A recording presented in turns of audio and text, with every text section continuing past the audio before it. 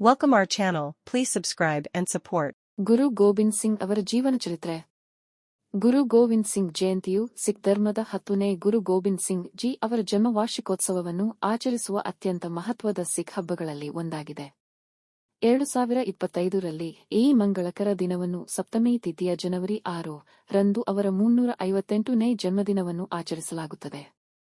ಈ ಹಬ್ಬವು ಗುರು ಗೋಬಿಂದ್ ಸಿಂಗ್ ಅವರ ಜೀವನ ಮತ್ತು ಬೋಧನೆಗಳನ್ನು ಗೌರವಿಸುತ್ತದೆ ಮತ್ತು ಸಿಖ್ ಧರ್ಮಕ್ಕೆ ಅವರ ತ್ಯಾಗ ಮತ್ತು ಕೊಡುಗೆಗಳನ್ನು ನೆನಪಿಸುತ್ತದೆ. ಗುರು ಗೋಬಿಂದ್ ಸಿಂಗ್ ಡಿಸೆಂಬರ್ 22, 1666 ರಂದು ಜನಿಸಿದರು. ಇವರು 9ನೇ ಸಿಖ್ ಗುರುಗಳಾದ ಗುರು ತೇಜ್ ಬಹದ್ದೂರ್ ಜಿಯವರ ಮಗ. ಅವರ ಜನ್ಮನಾಮ ಗೋಬಿಂದ್ ರಾಯ್. ಅವರು ತಮ್ಮ ತಂದೆ ಹುತಾತ್ಮರಾದ ನಂತರ 9ನೇ ವಯಸ್ಸಿನಲ್ಲಿ ಸಿಖ್ ಧರ್ಮದ 10ನೇ ಗುರುಗಳಾದರು. ಗುರು ಗೋಬಿಂದ್ ಜಿ ಅವರು 1708ರಲ್ಲಿ ಅವರು ನಿಧನರಾಗುವ ಮೊದಲು ಸಿಖ್ಖರ ಪವಿತ್ರ ಗ್ರಂಥವಾದ ಗುರು ಗ್ರಂಥ ಸಾಹಿಬ್ ಅನ್ನು ಶಾಶ್ವತ ಗುರು ಎಂದು ಘೋಷಿಸಿದರು. ಗುರು ಗೋಬಿಂದ್ ಸಿಂಗ್ ಅವರು ದೂರದೃಷ್ಟಿಯ ನಾಯಕ ಮತ್ತು ನುರಿತ ಯೋಧರಾಗಿದ್ದರು. ಅವರು ಮೊಘಲ್ ದಬ್ಬಾಳಿಕೆಯ ವಿರುದ್ಧ ಸಿಖ್ ಸಮುದಾಯವನ್ನು ರಕ್ಷಿಸಿದರು. ಅವರು 1699ರಲ್ಲಿ ಖಾಲ್ಸಾವನ್ನು ಸ್ಥಾಪಿಸಿದರು. ಸಿಖ್ಖರನ್ನು ಒಂದು ಅನನ್ಯ ಗುರುತಿನ ಅಡಿಯಲ್ಲಿ ಒಂದುಗೂಡಿಸಿದರು. ಅವರು ಸಿಖ್ ಧರ್ಮದ 5 ಕೆಗಳು, ನಂಬಿಕೆ ಮತ್ತು ಬದ್ಧತೆಯ ಸಂಕೇತಗಳನ್ನು ಪರಿಚಯಿಸಿದರು. ಗುರು ಗೋಬಿಂದ್ ಸಿಂಗ್ ಅವರ ಕೊಡುಗೆಗಳು. ಗುರು ಗೋಬಿಂದ್ ಸಿಂಗ್ ಅವರು ಸಿಖ್ ಧರ್ಮದ ಭವಿಷ್ಯವನ್ನು ರೂಪಿಸುವ ಹಲವಾರು ಮಹತ್ವದ ಕೊಡುಗೆಗಳನ್ನು ನೀಡಿದ್ದಾರೆ. ಅವರ ಪ್ರಮುಖ ಕೊಡುಗೆಗಳು: ಖಾಲ್ಸಾ ಸ್ಥಾಪನೆ 1699 ಅವರು ಪಂಜ್ ಪ್ಯಾರೆಯನ್ನು ಪ್ರಾರಂಭಿಸಿದರು. ಖಾಲ್ಸಾದಲ್ಲಿ ಬ್ಯಾಪ್ಟೈಜ್ ಮಾಡಿದ ಮೊದಲ 5 ಸಿಖ್ಖರು. 5 ಕೆಗಳ ಪರಿಚಯ. ಅವರು ಸಿಖ್ ಗುರುತು ಮತ್ತು ಶಿಸ್ತಿನ ಸಂಕೇತಗಳಾಗಿ 5 ಕೆಗಳನ್ನು ಕೇಶ್, ಕಾರ, ಕಂಗ, ಕಚೇರ, ಕಿರ್ಪಾನ್ ಪರಿಚಯಿಸಿದರು. ಆಧ್ಯಾತ್ಮಿಕ ಮತ್ತು ಮಿಲಿಟರಿ ನಾಯಕತ್ವ.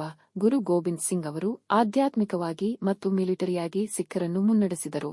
ದಬ್ಬಾಳಿಕೆ ಮತ್ತು ನ್ಯಾಯದ ರಕ್ಷಣೆಯ ವಿರುದ್ಧ ಪ್ರತಿರೋಧವನ್ನು ಪ್ರೋತ್ಸಾಹಿಸಿದರು. ಸಾಹಿತ್ಯಿಕ ಕೊಡುಗೆಗಳು. ಅವರು ದಸಂ ಗ್ರಂಥವನ್ನು ಬರೆದರು ಮತ್ತು ಗುರು ಗ್ರಂಥ ಸಾಹಿಬ್ನ ಸಂಕಲನಕ್ಕೆ ಕೊಡುಗೆ ನೀಡಿದರು, ಅದನ್ನು ಶಾಶ್ವತ ಗುರು ಎಂದು ಘೋಷಿಸಿದರು. ಸಿಖ್ ಸಮುದಾಯದ ಸಬಲೀಕರಣ. ಅವರು ಸಮಾನತೆ, ಧೈರ್ಯ ಮತ್ತು ನ್ಯಾಯದ ಭಕ್ತಿಗೆ ಒತ್ತು ನೀಡಿದರು. ಗುರು ಗೋಬಿಂದ್ ಸಿಂಗ್ ಅವರ ಬೋಧನೆಗಳು. ಗುರು ಗೋಬಿಂದ್ ಸಿಂಗ್ ಅವರ ಬೋಧನೆಗಳು ಕಾಲಾತೀತ ಮತ್ತು ಸಾರ್ವತ್ರಿಕವಾಗಿವೆ. ಅವರ ತತ್ವಶಾಸ್ತ್ರದ ಕೆಲವು ಮೂಲ ತತ್ವಗಳು ಇಲ್ಲಿವೆ: ಸಮಾನತೆ, ಜಾತಿ, ಧರ್ಮ ಅಥವಾ ಲಿಂಗವನ್ನು ಲೆಕ್ಕಿಸದೆ ಎಲ್ಲಾ ಮಾನವರು ಸಮಾನರು. ಶೌರ್ಯ, ಸದಾಚಾರ ಮತ್ತು ಸತ್ಯಕ್ಕಾಗಿ ನಿರ್ಭಯವಾಗಿ ನಿಲ್ಲಿರಿ. ದೇವರಲ್ಲಿ ನಂಬಿಕೆ. ಅವರು ದೇವರಿಗೆ ಮೀಸಲಾದ ಜೀವನ ಮತ್ತು ಆಧ್ಯಾತ್ಮಿಕ ಬೆಳವಣಿಗೆಗೆ ಒತ್ತು ನೀಡಿದರು. ನಿಸ್ವಾರ್ಥತೆ, ನಿರೀಕ್ಷೆಯಿಲ್ಲದೆ ಮಾನವೀಯತೆಯ ಸೇವೆ ಮಾಡಿ. ಏಕತೆ. ಅವರು ಖಾಲ್ಸಾ ಮೂಲಕ ಸಾಮೂಹಿಕ ಗುರುತನ್ನು ಅಳವಡಿಸಿಕೊಳ್ಳಲು ಸಿಖ್ಖರನ್ನು ಪ್ರೇರೇಪಿಸಿದರು. ಅವರ ಬೋಧನೆಗಳು ಸಿಖ್ಖರಿಗೆ ಶಿಸ್ತು, ನಮ್ರತೆ ಮತ್ತು ಉದ್ದೇಶದ ಪ್ರಜ್ಞೆಯೊಂದಿಗೆ ಬದುಕಲು ಮಾರ್ಗದರ್ಶನ ನೀಡುತ್ತವೆ. ಗುರು ಗೋವಿಂದ್ ಸಿಂಗ್ ಜಯಂತಿಯು ಗುರು ಗೋವಿಂದ್ ಸಿಂಗ್ ಅವರ ಜೀವನ ಮತ್ತು ಬೋಧನೆಗಳನ್ನು ಪ್ರತಿಬಿಂಬಿಸುವ ಪ್ರಮುಖ ಸಂದರ್ಭವಾಗಿದೆ.